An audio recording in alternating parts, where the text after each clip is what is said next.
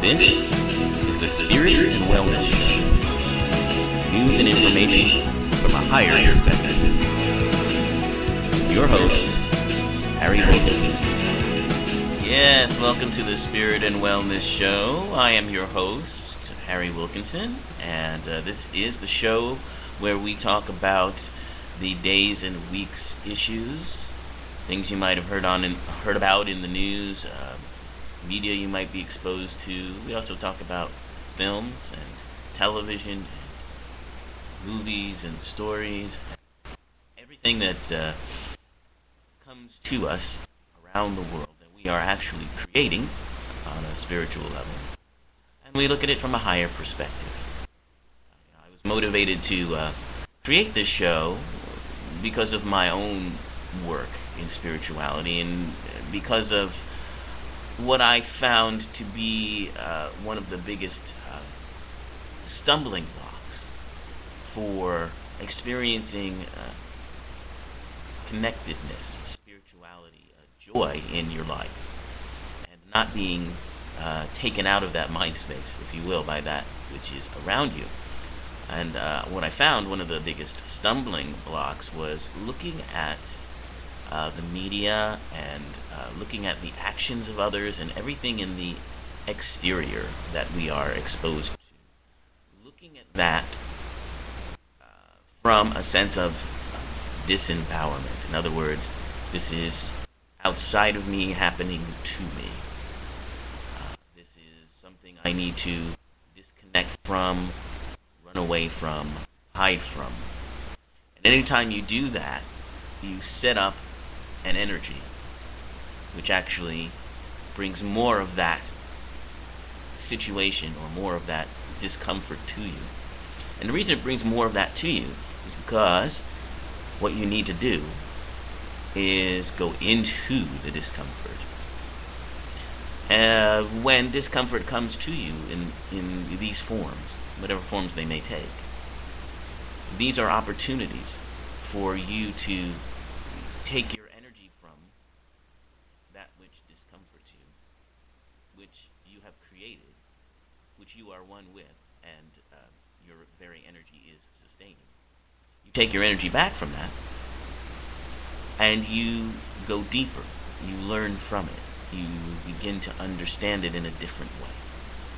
It's a very interior process. I can explain it a bit verbally on a radio station like this, but it's something that is also very deeply personal, and everybody has, I think, a different experience of it. But what I found is when I start to talk about these things, after an initial sort of confusion or disquiet, it starts to resonate. People start to get it. People have asked me what influences I have, and there's many. I've been studying metaphysics for many years. I've been a member of Unity Church. For many years I was a member of the church. I still am sort of ostensibly a member, although I don't often do the church thing now, but that's another story for another time.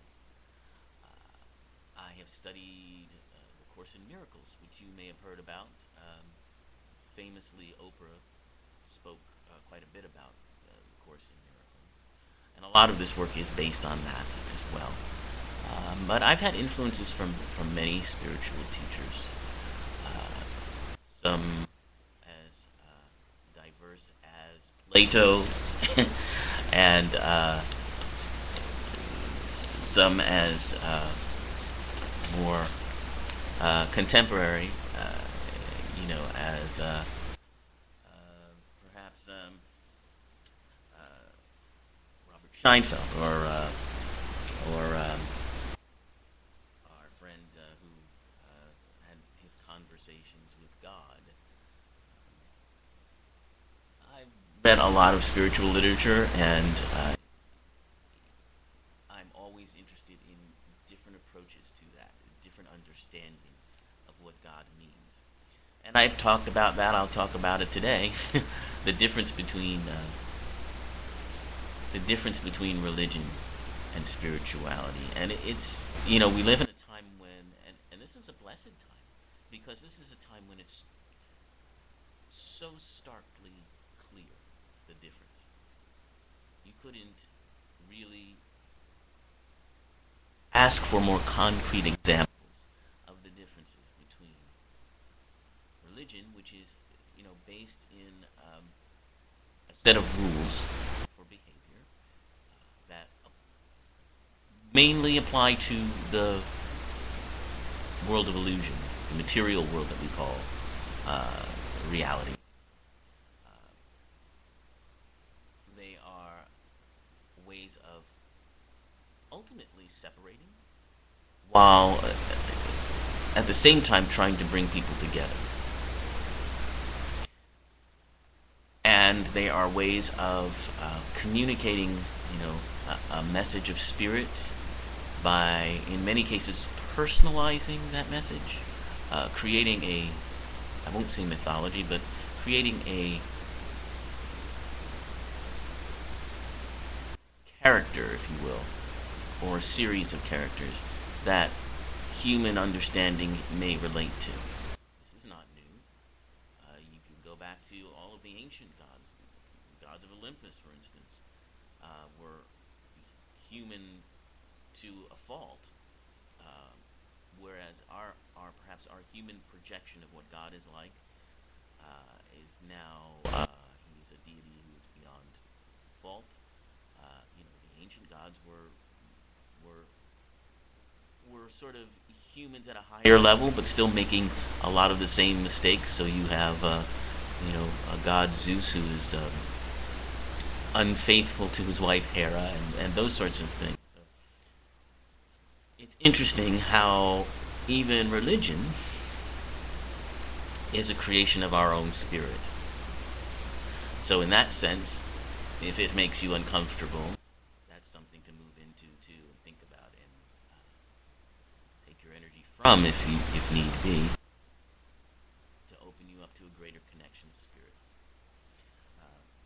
I mentioned it notably last week and the week before, the work of Sister Simone Campbell. She is a Roman Catholic nun who has also taken a stand politically regarding, well, particularly regarding our political movements in this country towards kind of disenfranchising those in need in favor of those in what they call now the one percenters, those who have the vast majority of wealth in this country. And she's talking particularly about the plans of the Republican Party and Paul Ryan to really disengage from a commitment that this nation has had for many decades to Social Security, to Medicare, and so forth and so on. But not just those, but to supporting programs that take care of the indigent and the poor. And her work was to unite with leaders in the Islamic community and in the Jewish community, and to create their own version of a political agenda that would ensure that we take care of those least fortunate.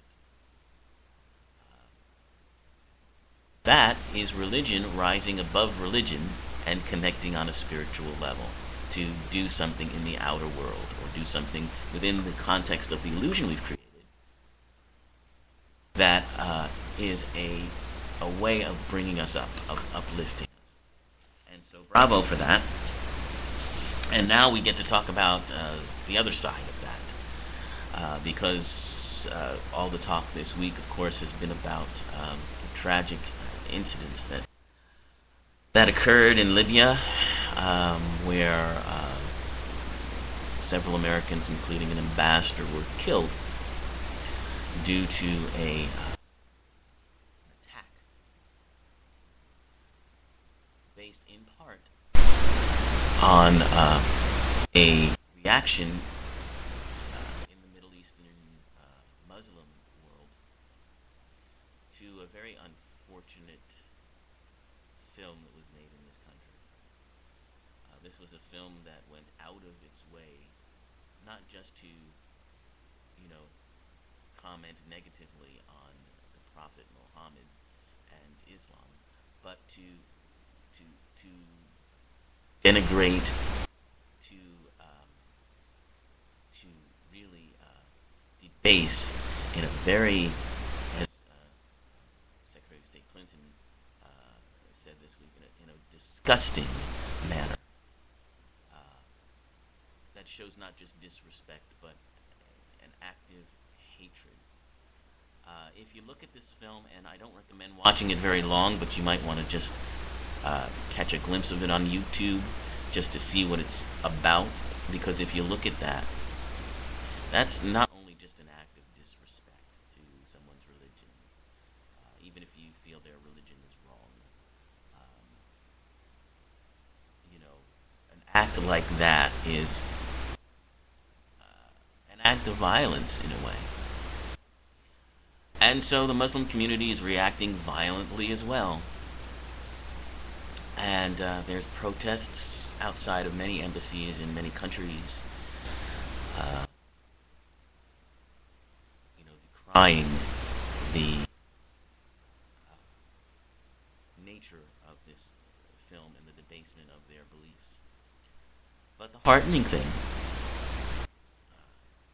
in the midst of all of this, is the understanding on both sides of the issue, here in the States and in Libya and in the Arab countries.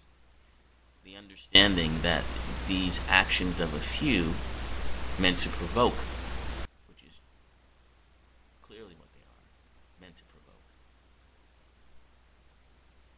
These actions of a few are not representative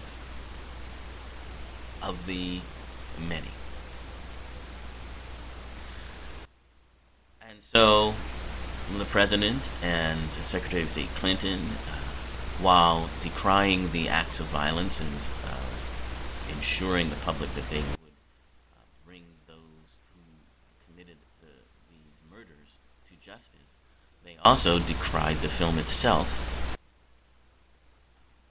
maintaining and explaining that that is not representative of our country. And in return, there were many signs in some of these protests in the Middle East, and I happened to see some clips of that the other day on Bill Maher's show, where they were holding up signs that were saying, "We're sorry, this is not what we are as a people. This is not who we are as a people."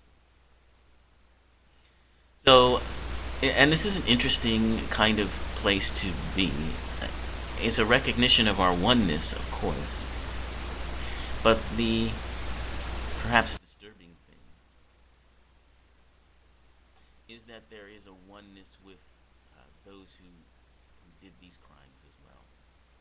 If we are all at the highest level one,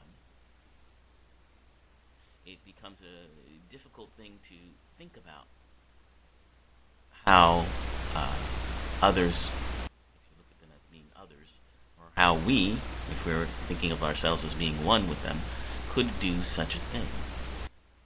And again, it's important to remember what this is. This is the hologram. This is the illusion. This is what we create to bring ourselves together in greater understanding by creating and living within that which we really, at our ultimate level of being, are not. And the great thing is the recognition of the fact that this is not what we are as any people. And that's one of the greatest things that you can learn from this whole situation, is that, sense of oneness and sense of empathy for people who believe in something that perhaps you don't think is worthy, that you find, well, certainly something you don't believe in, and yet you can have empathy for them because as one people, we understand many different ways of creating, many different ways of expressing, many different ways of interacting with that oneness. And religion at its very, very best is how we do that. So it's wonderful to see examples like those of Sister Simone Campbell and others, those who held up those signs uh, in protest to let us know and to declare this is not who we are. We are empathetic with you. Uh, the ability to reach out and reach that level of unity, that level of connectedness, to reach out beyond your religion and your tradition to understand the greater. So, if you can take nothing more away from that situation than that, I think that's a good thing. I think it's something that you can be heartened by. And understand there will be more of this. I mean, there will be more of these things that we create. But I believe the more that we've created them, the closer we've become. And in fact, if you look back historically, as egregious as these things are, if you look back in history, what we're finding is that there is less and less of this sort of thing, less and less violence, and more of a movement toward peace than there's ever been. And that's something we're going to talk about when we get to our segment on Heroes of Consciousness. We're going to talk about a man, a psychologist named Steven Pinker, who has written a book about that, and who proudly proclaims that the world is our tribe. A couple of episodes ago on this show, we talked about tribalism, and I had a listener ask, isn't aren't these political divides that we have the same as a sort of a tribal belief system? And we talked about how tribes are, certainly they're certainly ethnocentric amongst themselves in terms of each tribe has their own identity, but tribes as we know them from indigenous people were always recognizing the other tribe not as unworthy or as morally beneath them, but as another aspect of them, a reflection of them. And there was competition, of course, but there was deep, deep respect and understanding and a sense of oneness, which, when we talk about tribalism today, often isn't the case. But in any case, before we do that, I want to focus on the fact that it is September and it is Yoga Month. Yoga Month is something that the Department of Health, United States Department of Health, has put into practice annually, and each month across the country you can find yoga studios that will give you a week of yoga lessons for free. A free week of yoga lessons. You could find a better deal. It's a great, wonderful practice to start to move into, no matter what your religious beliefs are. And there have been people who have objected to yoga on the grounds that they feel that as Christians they can't partake in something that was originally created around another set of beliefs, that of the Hindus. So then there has been an effort for those who are Christians and have that feeling to create Christian yoga. I don't know. I really don't know. All I can say is that it is Yoga Month. You can get a free week of yoga, And if you want to find out a studio near you where they are having a free week of yoga that you could sign up for, you can go to www.yogahealthfoundation.org and click on where it says Yoga Month. It will take you to a listing of all of the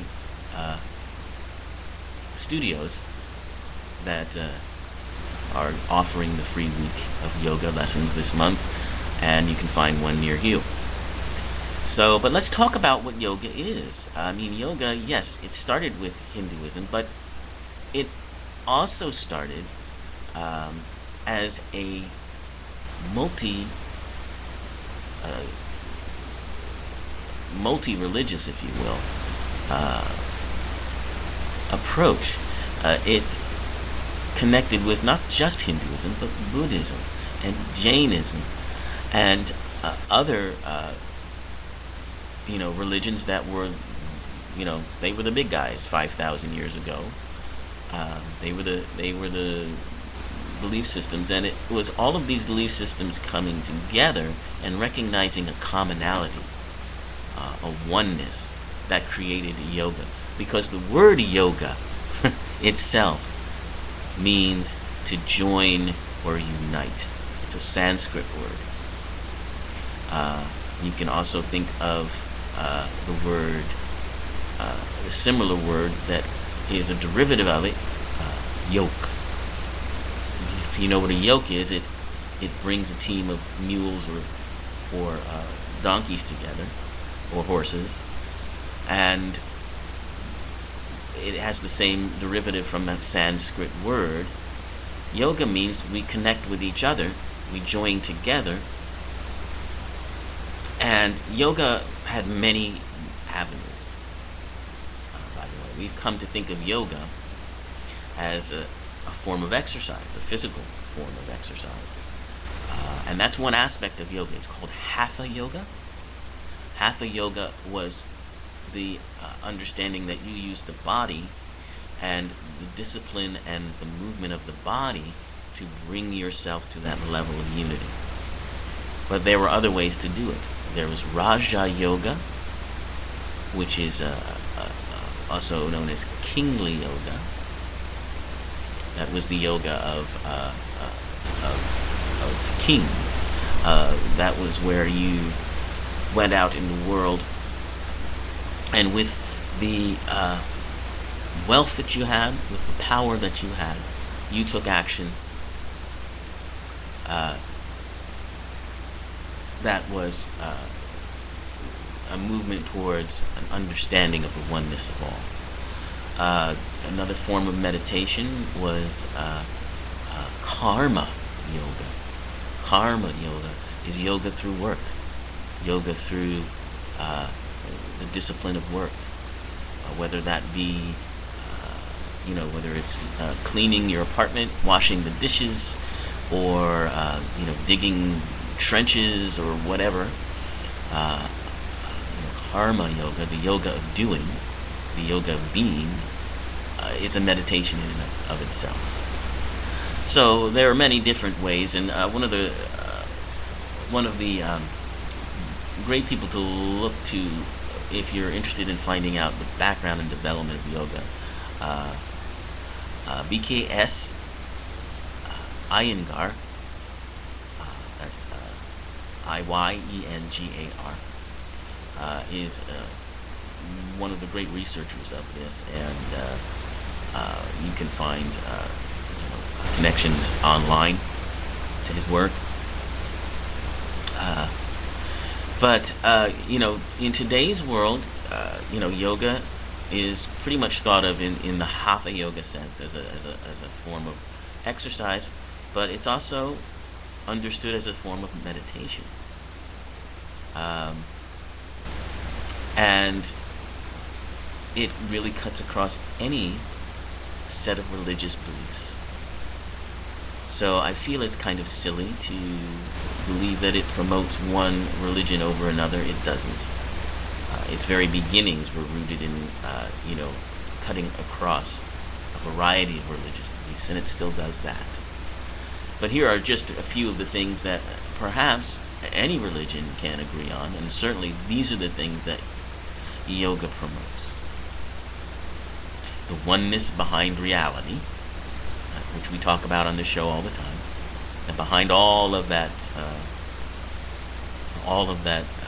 sense of separateness, all of that seeming chaos, we are one behind reality. The divinity of each human soul. I think every religion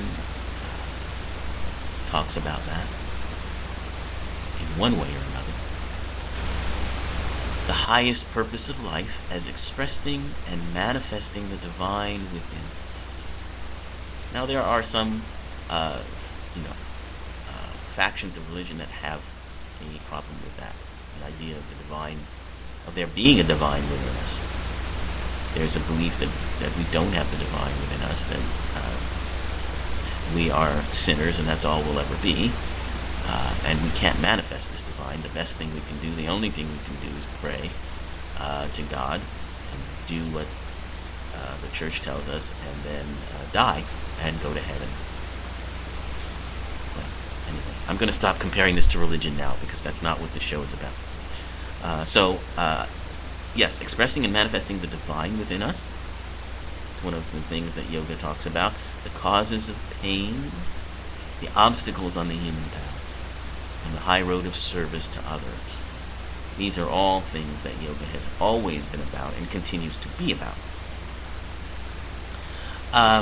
Physically, obviously, it has great benefits in bringing down stress. And these are beginning to be noted by, traditional mainstream medicine, as well as those who dwell in the alternative areas of health. Research has shown that yoga can bring down your blood pressure. It can give you greater strength, give you greater flexibility, all of these things. So, yes, I sing the praises of yoga. So here's one yoga pose you might want to try. It's called tree pose.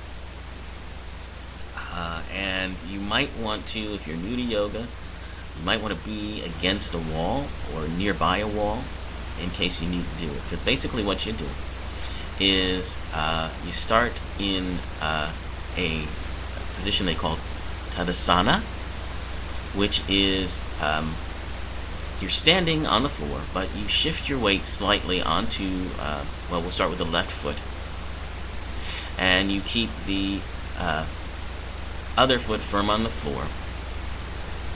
Okay, then you bend your right knee, and you grasp the right ankle, and you draw that right foot up and put it against your inner thigh, and you keep your balance.